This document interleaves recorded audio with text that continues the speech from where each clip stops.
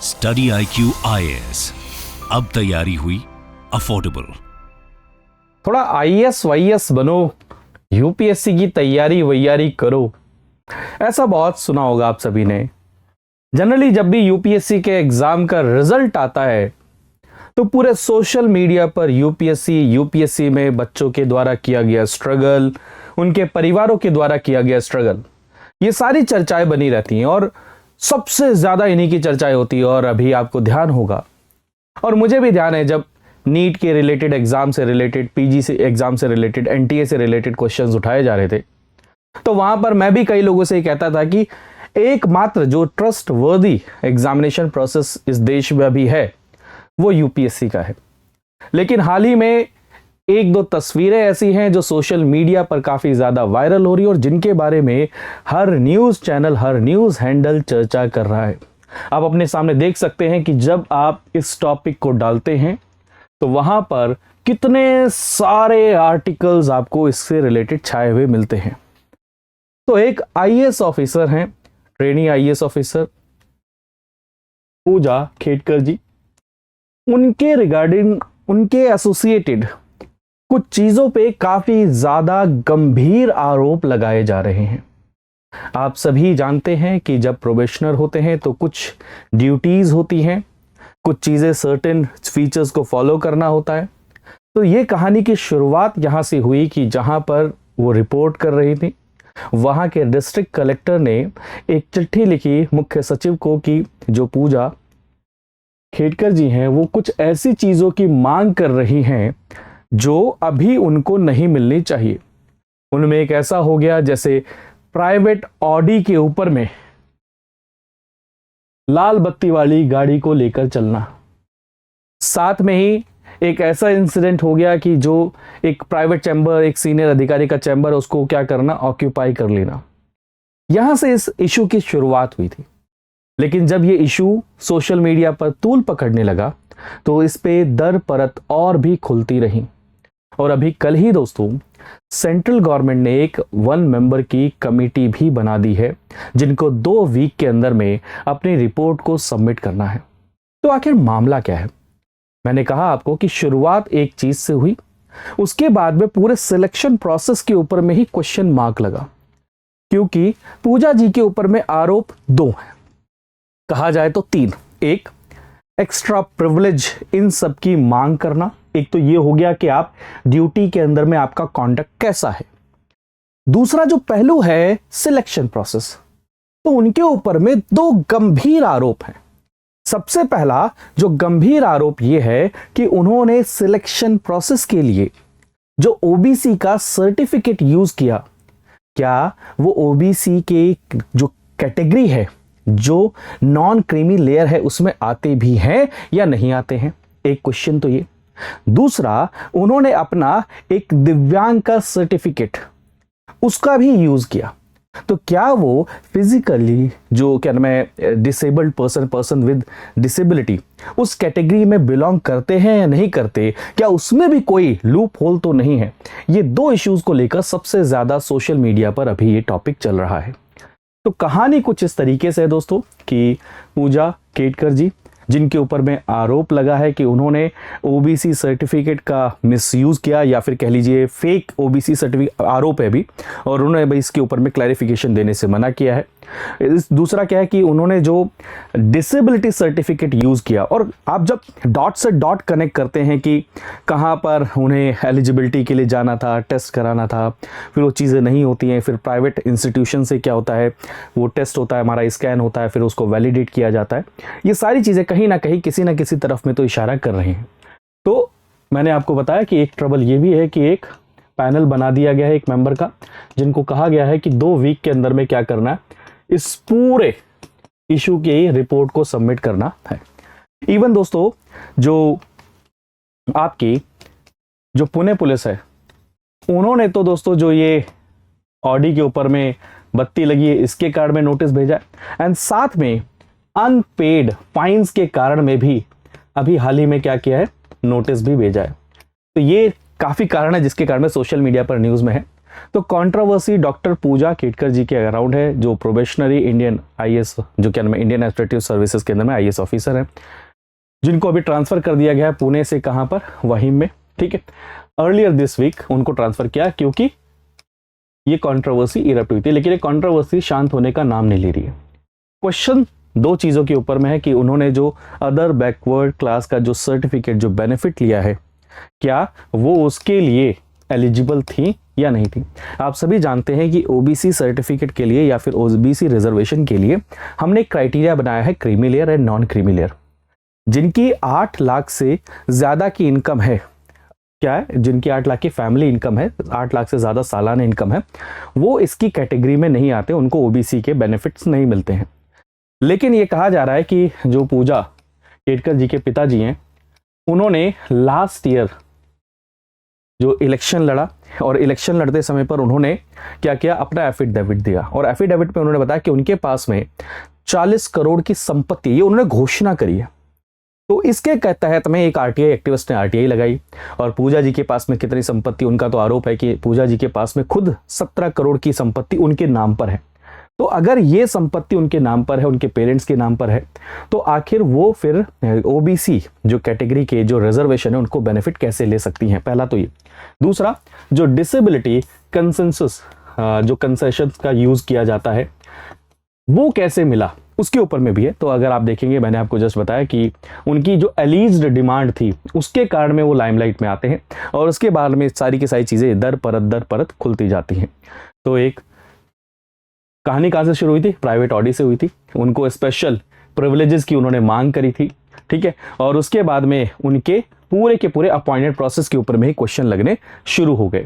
तो OBC non creamy layer वाला और जो पर्सन विद डिसेबिलिटी कैटेगरी का यूज करना, इसके ऊपर में क्वेश्चन लगता है, क्योंकि एक सबसे बड़ी बात है, जो उनके पिताजी हैं, जिनका जो क्या है रिटायर्ड हैं, दिलीप केटकर जी, वो खुद एक सीनियर ऑफिसर है, स्टेट पॉल्यूशन कंट्रोल बोर्ड के रहे हैं और उन्होंने अभी रिसेंटली लोकसभा के इलेक्शन भी लड़े थे अहमदनगर से, ठीक है, जिसको वो हार गए थे। लेकिन वहां पर उन्होंने डिक्लेयर किया था एफिडेविट में इलेक्शन लड़ते थे कि उनके पास में 40 करोड़ की संपत्ति है।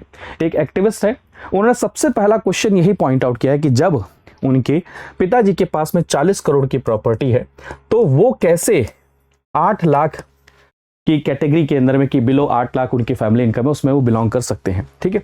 तो RTI activist pointed to 8 lakh annual parental income ceiling for OBC non creamy layer, ठीक है। ये चीज़ उन्होंने सबसे पहली बात बोली है, क्योंकि उनके फादर ने जो एफिडेविट दिखाया वो कहा है कि 49 लाख रुपीज़ उनकी एनुअल इनकम है और 40 करोड़ का उनके पास में वर्थ है, ठीक है। तो Pooja comes from the family of bureaucrats, और ऐसा नहीं है कि ये सामान्य परिवार से बिलोंग करते, इनके परिवार में सभी के सभी हाई लेवल पर बहुत सारे आईएएस अधिकारी रहे, स्टेट पीएससी के अधिकारी रहे। तो आप देखेंगे अहमदनगर डिस्ट्रिक्ट से बिलोंग करते हैं। इनके पिताजी Dilip Rao Ketkar ji retired Maharashtra pollution control board के ऑफिसर रहे हैं, ठीक है, और अभी वो पॉलिटिक्स में हैं। इनके जो पैटर्नल ग्रैंडफादर रहे हैं वो भी सीनियर ब्यूरोक्रेट रहे हैं। जो दिलीप राव जी हैं, जो उनके पिताजी हैं, उन्होंने 2024 के अंदर में लोकसभा इलेक्शन में फाइट किया और उसके बाद में वो क्या वहाँ से हार गए थे। और जो पूजा जी की मदर हैं वो सरपंच हैं भालगांव विलेज से। तो ये चीज़ आपको इनका फैमिली बैकग्राउंड भी नज़र आता है। तो पूजा जी ने अपनी MBBS को कंप्लीट किया और उसके बाद में यूपीएससी के अंदर में काफ़ी सारे अटेम्प्ट्स के बाद में 2019 में उन्होंने IRS की सर्विस को ज्वाइन नहीं कर पाए। ऐसा आप एक इंटरव्यू को जब देखेंगे तो वहाँ पर पता चलता है। और वो कहते हैं कि वो इसलिए नहीं ज्वाइन कर पाए क्योंकि कुछ OBC के सर्टिफिकेट में कुछ इशू था, उसको क्लैरिफाई नहीं कर पाए थे, जिसके कारण ज्वाइन नहीं कर पाए। फिर दोबारा सिविल सर्विसेज में अपेयर होते हैं 2021 में और उसमें उनकी 821 रैंक आती है। और 821 रैंक के बाद में उनको क्या मिलता है, IAS ऑफिसर का जो दर्जा मिलता है। लेकिन उसके लिए भी क्या है, एक लीगल बैटल होता है। कहाँ पर, सेंट्रल एडमिनिस्ट्रेटिव ट्रिब्यूनल के अंदर में, जहां पर उनको कहा जाता है कि आप ये प्रूव करिए क्या, कि भाई आपको ये जो आप डिसेबिलिटी का क्लेम कर रहे हैं वो सही में है या नहीं है। लेकिन दोस्तों जब आप कैट के ऑर्डर को पढ़ते हैं तो कैट का ऑर्डर ये कहता है कि वो जब जो डेट उनको दी गई थी कि एम्स में जाकर उन्हें अपना टेस्ट करना है, अपना MRI कराना है, उस समय पर पूजा जी वहां पर नहीं गई थी। बाद में उन्होंने क्या किया, किसी प्राइवेट हॉस्पिटल से MRI की रिपोर्ट को सबमिट किया और उसको प्रूव किया कि जी हाँ, उनको जो ब्लाइंडनेस एंड मेंटल इलनेस है वो है, जिसके कारण में डिसेबिलिटी बेंचमार्क को वो क्रॉस करती है, जिसके कारण में उनको वो बेनिफिट्स मिलने चाहिए। तो अगर आप कैट का ऑर्डर पढ़ते हैं जो फरवरी 2023 में आता है, वो क्या कहता है, UPSC had asked Pooja to undergo medical examination at All India Institute of Medical Sciences AIIMS में, कब, अप्रैल 2022 पे, but she sought a postponement, यानी कि उन्होंने कहा कि बाद में करेंगे, क्योंकि उन्होंने कहा कि मेरे को कोविड हो गया। उसके बाद में रीशेड्यूल होता है कब, अगस्त 2022 में। लेकिन applicant was medically examined by AIIMS from January 26 to September 2 and was asked to undergo MRI, brain का एमआरआई करने के लिए कहा गया, ठीक है। लेकिन despite multiple attempts by duty officer of AIIMS to contact the applicant, कोई रिस्पॉन्स नहीं मिलता है। Therefore the percentage of visual disability could not be assessed. ये कैट का ऑर्डर है, ये चीज आप देख सकते हैं। उसके बाद में उन्होंने एमआरआई किसी प्राइवेट फैसिलिटी पर क्या किया, कराया, और उसके बाद में अपने डिसेबिलिटी के क्लेम को प्रूव किया। तो मैं आपको वही समझा रहा हूं कि अगर आप डॉट से डॉट कनेक्ट करते हैं तो चीजें थोड़ा सा क्या लगती हैं, मतलब धुंधली तो नजर आती हैं। और ओबीसी रिजर्वेशन वाला क्या इशू है, क्योंकि एक social activist and social media user है, उन सभी ने क्वेश्चन रेज किया है अबाउट पूजाज ओबीसी कैटेगरी का जो स्टेटस है, नॉन क्रीमी लेयर का जो स्टेटस है। क्योंकि अगर आप देखेंगे वेल टू डू फैमिली से बिलोंग करते हैं, जो उनके पिताजी, अभी जस्ट मैंने आपको बताया कि वो 40 करोड़ की प्रॉपर्टी का उन्होंने खुद से एफिडेविट दिया है। तो पुणे बेस्ड एक एक्टिविस्ट हैं विजय कुंभार, उन्होंने आरटीआई फाइल किया और उन्होंने पॉइंट किया to disclosure made by her father, कि इलेक्शन में उन्होंने कहा कि भाई एफिडेविट में 40 करोड़ की प्रॉपर्टी, और इनका तो ये भी आरोप है कि इनके पास में 17 करोड़, यानी कि पूजा जी के पास में खुद क्या 17 करोड़ की प्रॉपर्टी है, तो वो ओबीसी सर्टिफिकेट का कैसे यूज कर सकते हैं, ओबीसी की कैटेगरी में कैसे आ सकते हैं। तो इसको क्यों ना कि इन्वेस्टिगेट किया जाए। तो इसको इन्वेस्टिगेट करने के लिए मुझे अभी भी ध्यान है कि एक तो परसों नरसों की बात है, लबासना ने भी क्या किया इसके ऊपर में कहा है कि हम इसको इन्वेस्टिगेट करेंगे, क्योंकि यहाँ से मेजर क्वेश्चन यूपीएससी के ऊपर में उठ गया है, देश के सबसे बड़े एग्जाम के पूरे प्रोसेस के ऊपर में उठ गया कि क्या यहां पर यूपीएससी में कुछ रिफॉर्म्स नहीं होने चाहिए। क्या यूपीएससी के अंदर में जब ज्वाइनिंग होती है, जब फाइनल लिस्ट आती है, सिलेक्शन प्रोसेस फाइनल हो रहा होता है, तो वहां पर ये क्या जो पीछे का बैकग्राउंड है उसको चेक किया जाता है।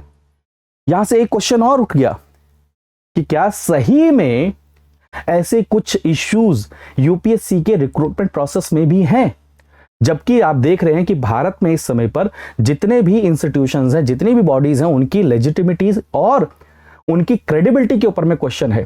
तो वहां पर इतने बड़े इंस्टीट्यूशंस के ऊपर में, जो कि एक कॉन्स्टिट्यूशनल इंस्टीट्यूशन है, वहां पर क्वेश्चन उठना काफी ज्यादा क्या करता है, सोशल मीडिया पर इश्यूज क्रिएट करता है। मैंने आपको बताया कि जब एग्जाम निकलता है तो आपके पेरेंट्स आपको जरूर तस्वीर दिखाते होंगे, ये वाली तस्वीर भी सोशल मीडिया पर काफी ज्यादा वायरल हो रही है। तो मैंने आपको बताया कि 3 इशू हैं। एक कि आपका कॉन्डक्ट कैसा होना चाहिए जब आप सर्विसेज में हैं, क्या आप सेवा का भोग करने के लिए आए हैं या फिर सेवा को प्रदान करने के लिए आए हैं। ये एथिकल हो गया, जिसके कारण में जीएस पेपर 4 एथिक्स के अंदर में आपके लिए ऐड किया गया मेंस में, आपके एथिकल कॉन्डक्ट से रिलेटेड। और जो दूसरा है वो सिलेक्शन प्रोसेस के अंदर में इश्यूज, कि क्या सिलेक्शन प्रोसेस को भी मैनिपुलेट किया जा सकता है, क्या वहां पर भी सिलेक्शन प्रोसेस को मैनिपुलेट किया गया है। तो ये 2 इश्यूज हैं जिनको आपको ध्यान देना चाहिए। तो सेंट्रल गवर्नमेंट नेक्स्ट क्या होगा, सेंट्रल गवर्नमेंट ने एक कमेटी बना दी है, सिंगल मेंबर की कमेटी, जो senior officer of rank of additional secretary उसको गवर्न करेंगे, और वो क्या करेंगे, इस पूरे मैटर को 2 वीक के अंदर में क्या करेंगे, वहां पर अपनी पूरी की पूरी रिपोर्ट को सबमिट करेंगे। तो आई थिंक ये टॉपिक आपको समझ में आया होगा कि क्या चल रहा है, कैसे चल रही है सारी चीजें। और अगर ये टॉपिक आपको समझ में आया, मैं फिर कह रहा हूं 2 चीजें हैं, आप क्योंकि भावी सिविल सर्वेंट हैं तो दोनों चीजें बहुत इंपॉर्टेंट हो जाती है। और साथ में क्या अभी से ही मांग चल रही है कि क्यों ना सिविल सर्विसेज के एग्जाम के लिए, यूपीएससी के एग्जाम के लिए भी कुछ बड़े रिफॉर्म्स किए जाएं, जिससे ट्रांसपेरेंसी, अकाउंटेबिलिटी, ये सब चीजें क्या हो सके, इंश्योर हो सके। और आप अगर सर्विसेज में चले जाते हैं, सारी चीजें आपकी सही होती है, तो सर्विसेज में जाने के बाद में भी आपका कॉन्डक्ट कैसा होना चाहिए। क्या आप प्राइवेट गाड़ी, लग्जरी, वो जो वैसा लाइफस्टाइल है, जो लॉर्ड लाइफस्टाइल है, हम उसको जिएंगे जैसा कि आजकल सोशल मीडिया पर चलता है, जो सबसे ज्यादा बच्चों को अट्रैक्ट करता है, या फिर आप सही में जो राजस्थान के एक आईएएस ऑफिसर है, मध्य प्रदेश के आईएएस ऑफिसर है, वाटर हार्वेस्टिंग को करके दिखाया, जो सेवा का भाव है, क्या उसको लेकर आगे जाएंगे। ये एथिकल कॉन्डक्ट जिसकी हम बात करते हैं, सर्विसेज में कैसे रहना चाहिए। तो आई थिंक आज के सेशन को आप सभी ने एंजॉय किया होगा। अगर सेशन को एंजॉय किया तो प्लीज़ अपना वैल्यूएबल फीडबैक ज़रूर शेयर करिएगा। मिलते हैं ऐसे कई और वीडियो के साथ में। बाय बाय, टेक केयर दोस्तों, जय हिंद। स्टडी IQ IAS, अब तैयारी हुई अफोर्डेबल।